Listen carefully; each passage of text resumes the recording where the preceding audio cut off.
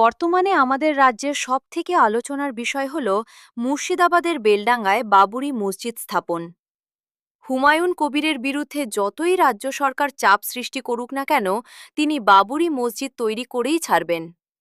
কিন্তু এখানে একটা সমস্যা, তিনি বিতর্কিত বাবরি মসজিদ কেনই বা করতে গেলেন?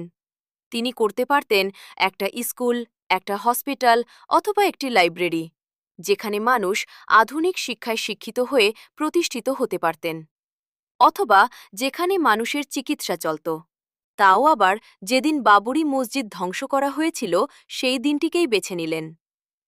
হুমায়ুন কবিরের বাবরি মসজিদকে কেন্দ্র করে মুর্শিদাবাদের প্রাক্তন জেলা সভাপতি শাখারবো সরকারও ঘোষণা দিয়েছেন, তিনিও মুর্শিদাবাদ জেলায় একটা রাম মন্দির তৈরি করবে।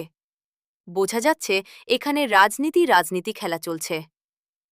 মুর্শিদাবাদের বেশিরভাগ মানুষ কাজের জন্য ভিন রাজ্যে যাচ্ছে।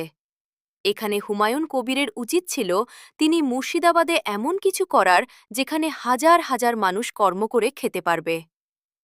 হুমায়ুন কবিরের বিতর্কিত মসজিদ তৈরি করে কি প্রমাণ করতে চাইছেন?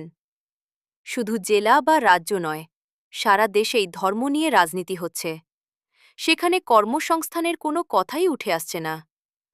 ১২৫ কোটি টাকায় যদি তিনি একটি আধুনিক স্কুল অথবা কলেজ অথবা কোনো ইসলামিক শিক্ষা নিকেতন গড়ে তুলতেন, তাহলে সমাজ অথবা দেশের জন্য একটা বড় প্রাপ্তি হতো। মুর্শিদাবাদের মানুষ শান্তি চাই, শিক্ষা চাই, ভালো কর্ম চাই।